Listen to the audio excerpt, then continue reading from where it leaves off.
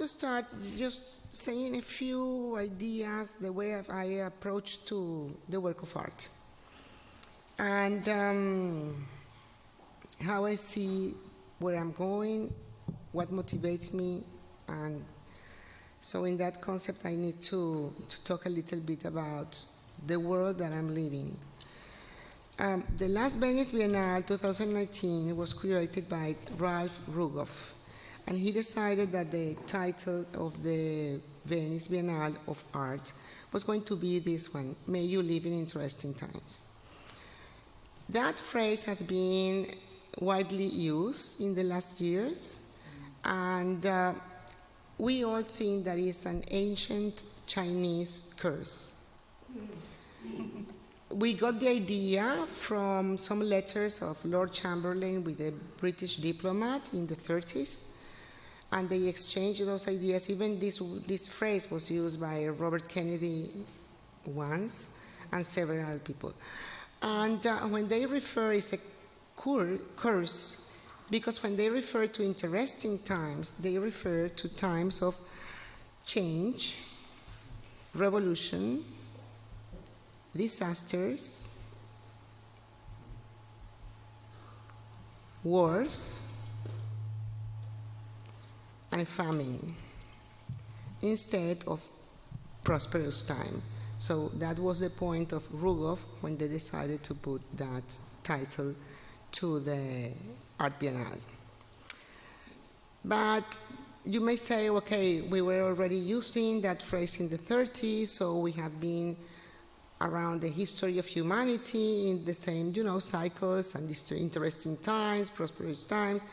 But as Martin Rees said, in 2015 in a conference in Oxford and in 2019 at the House of Lords, this is the first time that we human species have the future of the planet in our hands. So yes, we have been in interesting times several times, but this time it looks like it's a little bit worse. So I think that was also part of the concept of Rugoff. And indeed, we are in interesting times because of the political nihilism, violence, corporate power of today, polarized communications, and the accelerating change of technology. All those are indicators that these are really interesting times and a very particular way. So I think that was the right name for an art biennale in 2019, in our times. Because at the end, it's an art biennale, and art is the history of the humanity, if we look at the history of art. And it reflects the history, the moment, the aesthetics of the times, and the aesthetic memory. So I'm going to make a very brief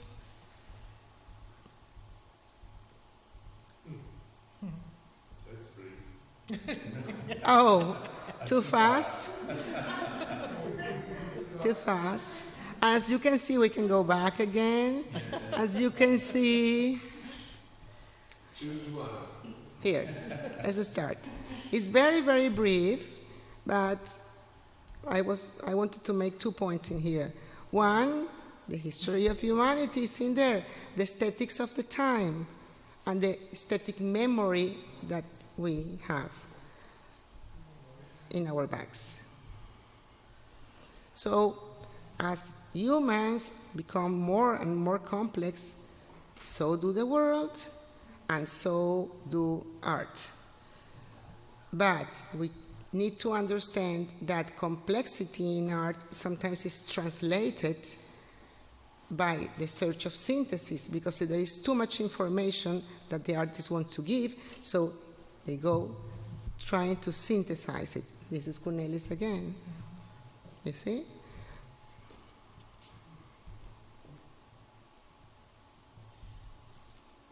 Ater. Where was that? Marina Abramovich. That's Marie. So, I wanted to make 2 points, as I said. Not this one, the history of art is the history of humanity. And I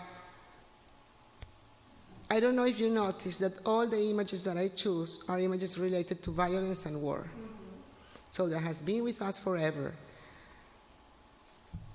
But also I wanted to make the statement about marketing. We live in a society where marketing is everything, you know, and marketing has a lot to do with repetition. So I try to repeat war and violence, war and violence, war and violence in these brief images to make the point of that repetition in our world. We live in a world of repetition and repetition.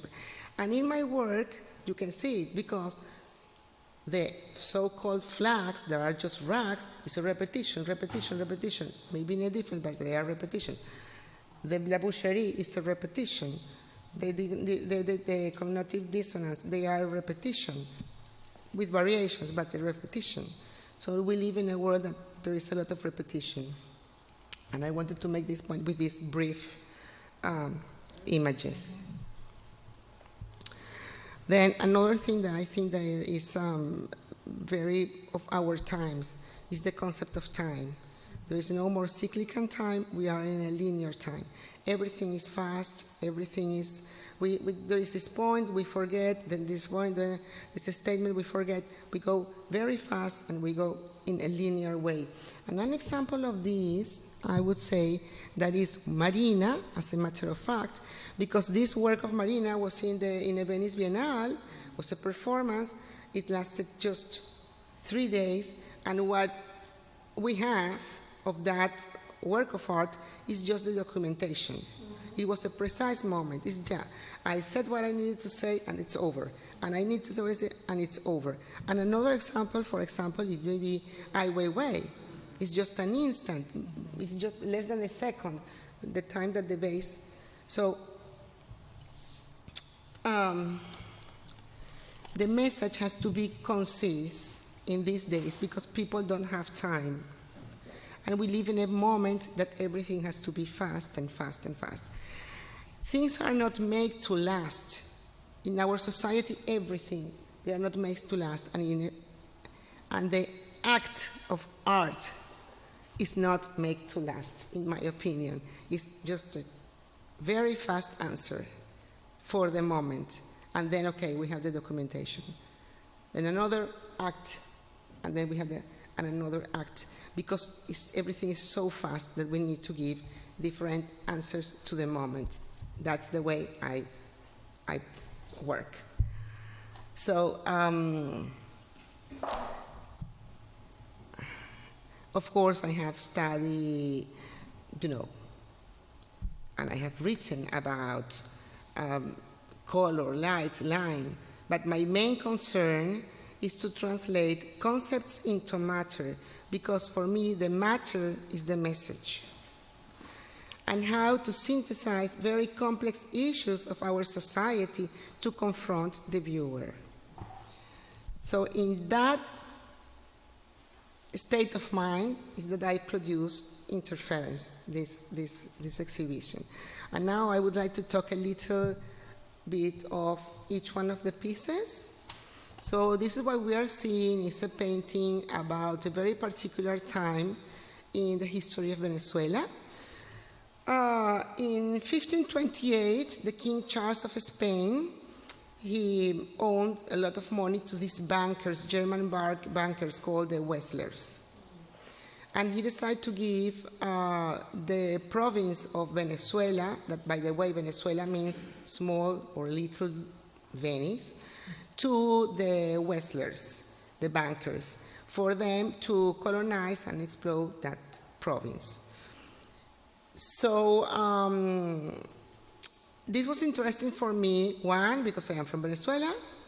The second, because it was the only colony from Germany in the Americas. And then the third one, maybe the most important. Repeat that, the only colony? From Germans in the Americas. They came. The only German colony in the Americas was Venezuela. Yes. Texas, they were Germans. No. Immigration, but not colony. You have a lot of immigration from wherever, but not colony. So this was the only colony from Germany in the Americas, but most important of all, this was a corporation. This was not a state. They were the bankers, the colonizers. So we are here in 2019, and we talk about neocolonialism. And it happens that neocolonialism has the same exactly characteristics that the colony of the Westlers had in Venezuela in 1525.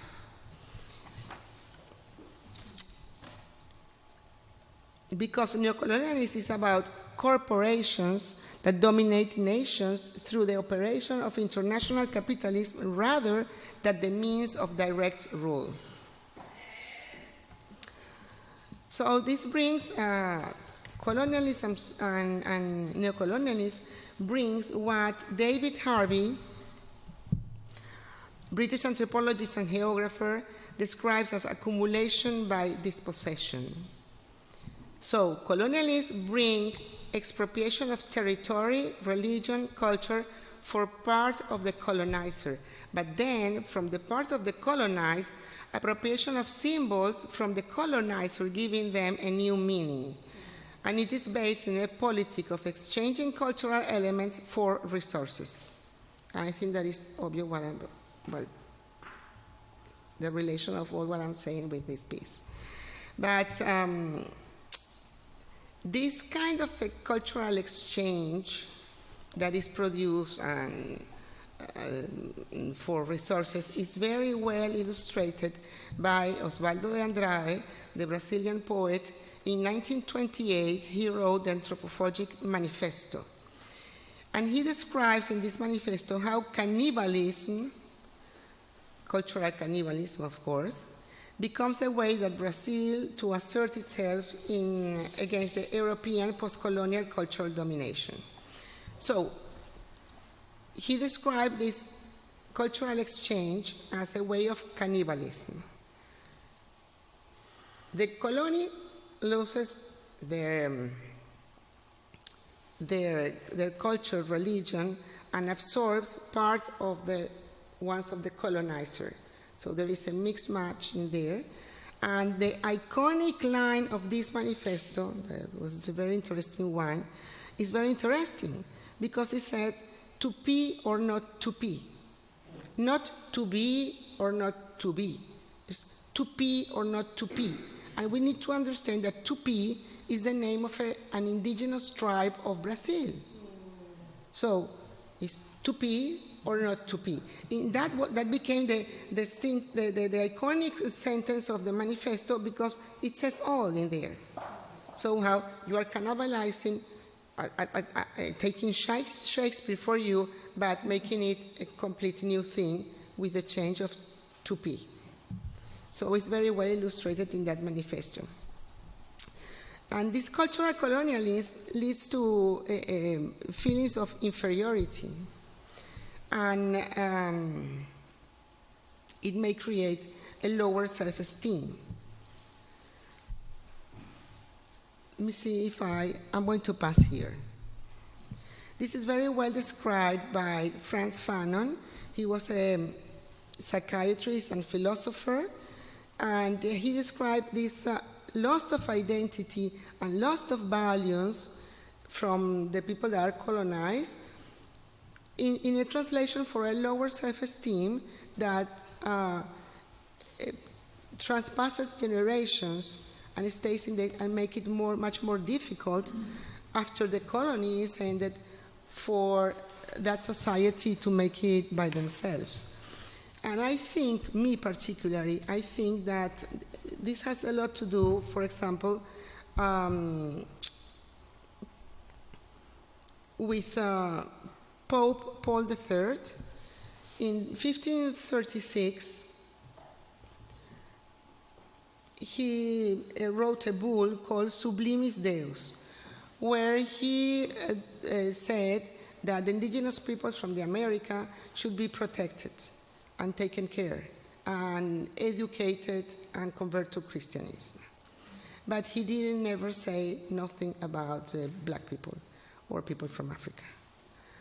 And even because of political reasons, the next pope, that was Alexander VII, turned this bull, ignore it and revoke it. That bull in that time was traveling in the ships and was traveling in the continent, and some people were paying attention to it, and then some people were reading it. So the African population, which refers more particular Fanon, they never had any kind of protection from the Pope. That was it was very important. The King of Spain, the King of France, they were very papist and very Christians, and so they tried to follow the rules of the Pope. So I think that is much worse, that harming the self-esteem in the African countries, that even in the Americas. But it happened also in the Americas. It's not only because also with color, with race, with all those things. But then colonialism, one of the things that they show is that giving skills to the population and raising their self-esteem was the dangerous thing. It was proven in the colonial times. So that's a mistake that neocolonialism doesn't want to make.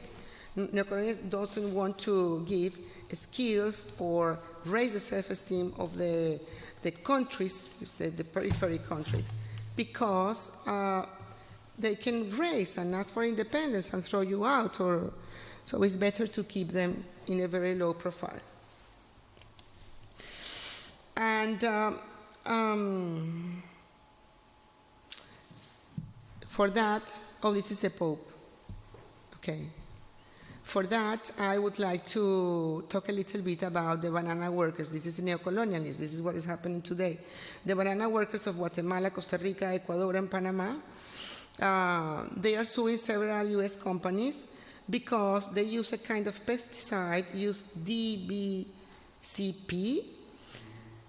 that was banned in the early 70s here in the U.S. But these U.S. companies continue to use that pesticide until the late 80s in these banana plantations. And the problem with that particular pesticide is not only that it's harmful for the workers, it stays in the soil, stays in the plants, so not only that crop, the next crop of bananas and the next one and the next one is going to be poisoned. So that's an example of neocolonialism. They don't care about what is happening to the soil and what is happening to the banana workers. They just care about their dividends. Because this is important to understand. Neocolonialists are corporations, and corporations are not states.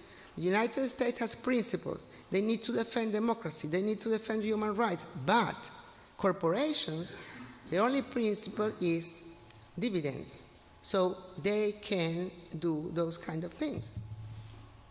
So that's the difference between colonialists, basically, and neocolonialists. And that's what happened with the Westlers. They didn't have to follow the rule of the Pope because the king, no, they were just a corporation. They could do whatever they wanted to do. So the problem with this corporation and neocolonialists is this. They don't care.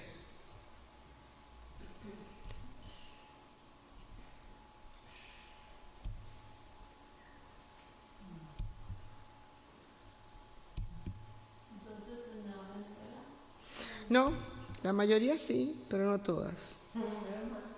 Sí.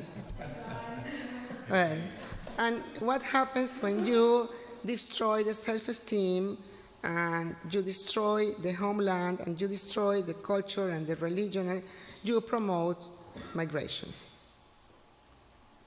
These are examples of migration. And these people that migrate, most of them, they don't have the skills to really develop and work in these countries, European countries or in the US, because they were rejected. They didn't want them to have any kind of skills. They just wanted them to be slaves. So we have, look at this one.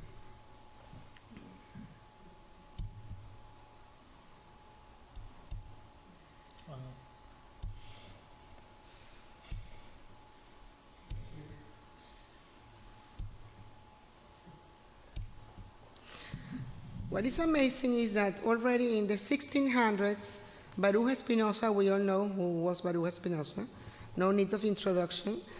He wrote in Ethica, he wrote that no one can be well if the neighbor is not. But we are in 2019, and so the epithet of neocolonialism is greed, and the epithet of greed is violence. And that brings me to the second piece. That is la boucherie, the red one. We need to agree that with or without neocolonialism, we're going to be violent. But I think that neocolonialism is a very violent thing. It's an expression of our violence. It's a matter of fact. So, as Sulpic was explaining, on February 14, 2018, a very young poet of 17 years old, it was Valentine's Day, he went to school taking flowers for his girlfriend, and he never returned home. He lived in Parkland, and he attended the high school, Stone Douglas High School. We know what happened in there. As Sulpic was telling, I was in the need of talking with the mother to ask her, permission to use his image in the piece. And I wanted to use his image particularly because two things. One, he was born in Venezuela, his parents were Venezuelans. And the second reason is that his father is an artist. So there were two things that were connecting me to that particular. I could, cover all Transart with pictures of the victims. I choose just 3. And it was a conversation of 50 minutes maybe that I couldn't say a word. I said what I needed to say. Hey, Patricia, I would like to use the image in this piece with this statement. And the rest of the conversation was just me silent, because there are no words that you can say to a mother in those circumstances. I come from Venezuela, a very, very, very violent country. I have been pointed by a shotgun several times in my life. I have never in my life felt fear. Maybe later, when it's at night, late, and I'm going to bed, I realize, oh my God, what happened? And the way I reacted, I'm fearless. I cannot be fearless because it's more dangerous, all those things. But there was once that I was with my daughter. She was like 4 years old, and I was really terrorized. I covered her. I was asphyxiating her in my will of protecting her. So having went through this experience, what could I say to that mother? There was no words really. So I just listened quietly, and I was very sad that we were talking in the phone and we were not in person, so I can at least hug her. And we are very violent, yes, and acts of violence occurs every day all over the world, terrible ones, but we are here now in the United States. That is considering, for me, a very non-violent country compared to what is happening in the world. But look, there is some numbers that I would like to take a second to talk about, because it's a little bit scary. The United States population represents just the 4% of the world population. Not that much, right? Just 4%. But 50% of the guns that are in the world belong to U.S. citizens. What? 50%. It's kind of scary, no? Because, we are violent everywhere. Wherever we go in the globe, we are a violent species. But if we have that amount of guns, it's scary. It's really scary. So that means that there is 1.3 guns by person in the US. It's scary. Every person. You don't have, then you have the double. And another note, 80% of the people that pay to kill a lion, to kill a giraffe, to kill an elephant, 80%, they are US citizens. I'm just saying numbers.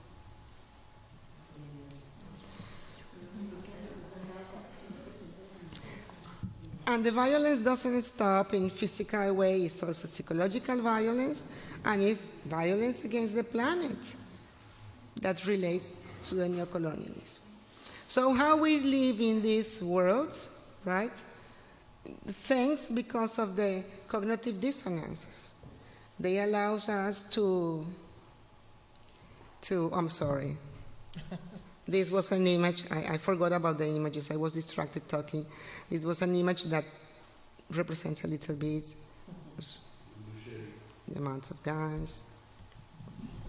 In 1957, the psychologist Leon Festinger, he wrote a book called, entitled, A Theory of Cognitive Dissonance. Cognitive dissonance is a psychological discomfort produced when a person is confronted with facts that contradict belief, ideas, and values. Then people will try to find a way to resolve the contradiction and reduce their own psychological discomfort. So that's why I want to touch with the cognitive dissonances. An example to make it more easier to understand, an example of a dissonance is the famous tale of the fox and the grapes. The tale comes from Aesop in the 5th century before the Christian era. He was a storyteller in Greece. And he told this story about the fox that she wants to eat some grapes. And she tried to reach them in a way, in the other different, almost like the coyote in the... She tries in different ways to reach the grapes. And she's not able of reaching them. And then she convinced herself that grapes are terrible, that she doesn't want to eat grapes. They are nasty, ugh, who wants that? Even if you give me a dish of grapes, I would never eat that. That's terrible. So that's a little bit an easy explanation of what a cognitive dissonance is. This particular print is from La Fontaine, Le Fable de La Fontaine. In 1668, he revived a lot of the stories of Aesop, and this is a print from that book. So in a more, the definition a little more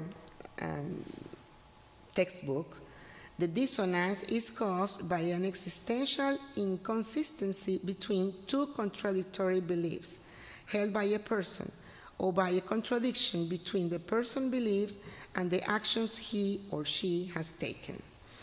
So, all the dissonances, maybe I should talk a little bit, if you have the time, about why they are, the pedestal is a recovered piece of a barn in Wisconsin. So it's kind of the roughness, it's kind of the reality, the history, what it comes. And then we have in the top this delicate verbal that is the dissonance. And they are very fragile because dissonances, they cannot be confronted with reality because they fall. They are not Stable. solid. They are just fantasies and verbals created for us to continue living in the world we are living.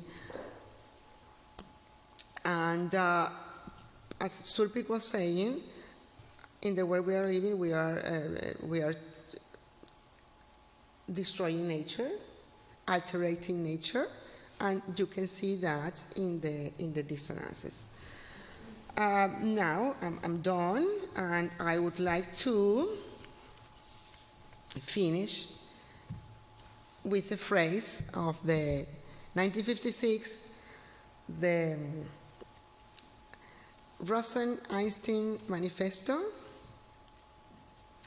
That was in 1956. Shame, Lou. No, we haven't learned nothing. And this is the phrase I played. 55. Thank you, Paolo.